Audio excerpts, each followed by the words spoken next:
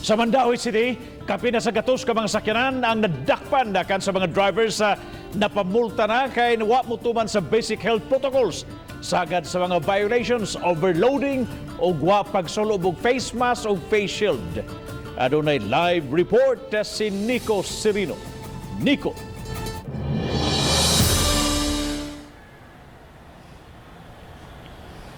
Yes, Bob, taliwa nini nagkataas nga kaso sa COVID-19 tungod sa hulga sa Delta variant. Tanawagan ang mga otoridad sa mga nagmaneho nga musunod lang yun sa tanan nga mga lagda. Padayon ang inspeksyon sa mga personnel sa Traffic Enforcement Agency of Mandaue kon team sa mga pampublikong sakyanan. Labi na sukad gipaubos ang syudad sa MECQ ug tungod sa hulga sa Delta variant, gustong masiguro nga napatuman ang tanang basic health protocols. Lakip sa violations kanabantayan, wala pagsulob og face mask og face shield sa mga pasahero. Samtang sa mga nag-overloading, gipakanaog yun ang ubang pasahero. Streets na atay mga enforcer kung makitaan nga naay nagbarog ato ging parahon. So lahi sa nang nag-checkpoint. Sukad gihigpitan kini sa taga-team, kapin gatos na ka mga sakyanan ilang nadakpan ug mga drivers na tikitan.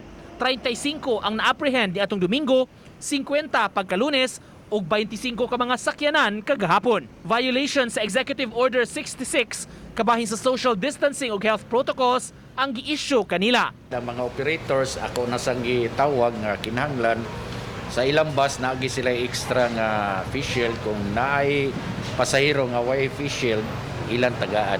Sa pagpakisayod namo sa mga sumasakay, uyon sila sa gihimo sa mga otoridad. Sagad miingon nga mas luwas ang pamati nila sa public transport kung napatuman gyud ang health protocols. Para safety sir ba nga dili kay magdasok. Malikay sa kanang naay mga sakit ron. Siyempre man sir na may koy kanang ilang ali. Mas maayo ron na sir. Di na maggot-got ba.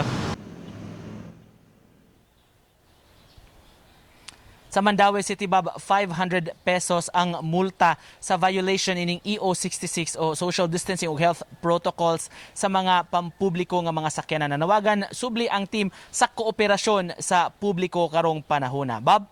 Daghang salamat Nico Serino sa imong live report.